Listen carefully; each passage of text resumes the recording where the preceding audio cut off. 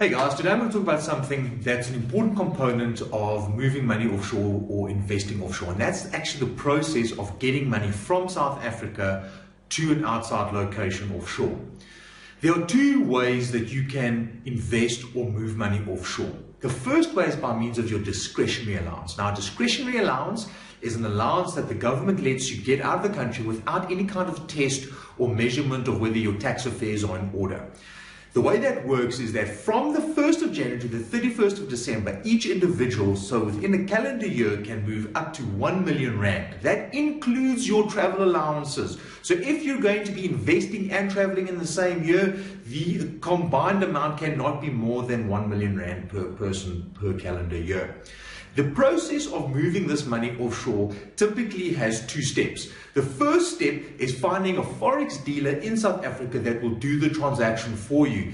They will then basically buy international currency, US dollars, euros, pounds, etc., with South African rands for you and give you an exchange rate. The second thing that they will do is they will help you complete the paperwork, which is essentially a balance of payments form and some other FICA verification documents.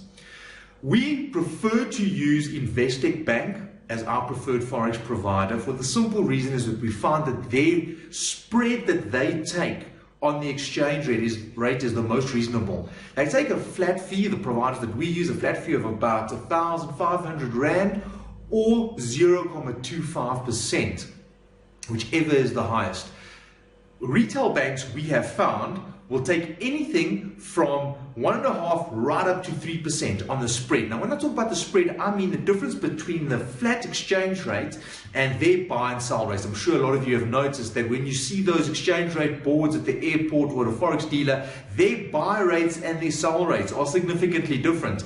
The mid rate in between is normally the proper exchange rate, and then they will take a built-in profit on either the buy or the sell. Now that can be as high as 3%. That's why we prefer to work with our provider that goes through Investec Bank of 0.25% or 1,500 Rand. That essentially means that on larger amounts you do very well by using our provider. On the smaller amounts, because of the flat fee, it could actually be better to go through your retail bank. The process that we normally follow for a client that is investing offshore is we will establish a money market account with Investec on our side. This account earns interest at 7.3 or 7.4%, and it can be used as a normal money market account for investment or emergency account purposes, but it's also the starting point for the transfer to take place offshore. Then we will normally also, for our clients, open an offshore bank account, which will then receive the funds. And from there, normally we will move it from the offshore bank account that we have established in the client's name to an international pension plan or investment portfolio. The offshore bank account is not a necessity. You can transfer directly from South Africa into international investment or pension. But the reason that we like to do that is so that our clients always have a means of transacting offshore. That means if in the future a client wants to take pension payments or have their investment payout, they can pay it out in a foreign currency, keep it in dollars, keep it in pounds or euros or one of 15 or 16 other currencies without having to bring the money back to South Africa in rands, because you can always get a Visa card on those offshore accounts that you can spend and swipe like a normal card in South Africa or get money from an ATM.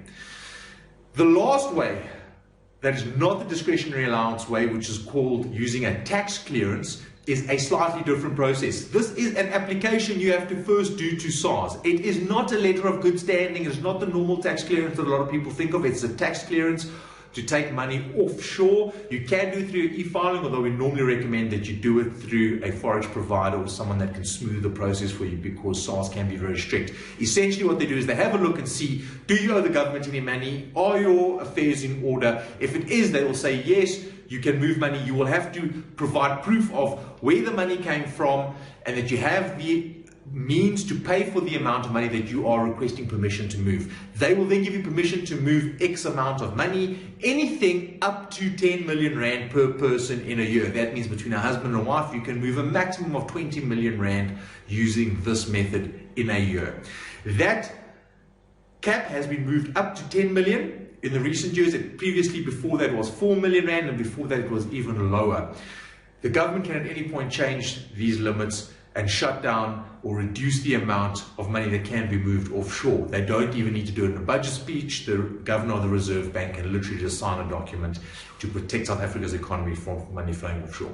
I hope that's made it a bit simpler for you. Thank you very much.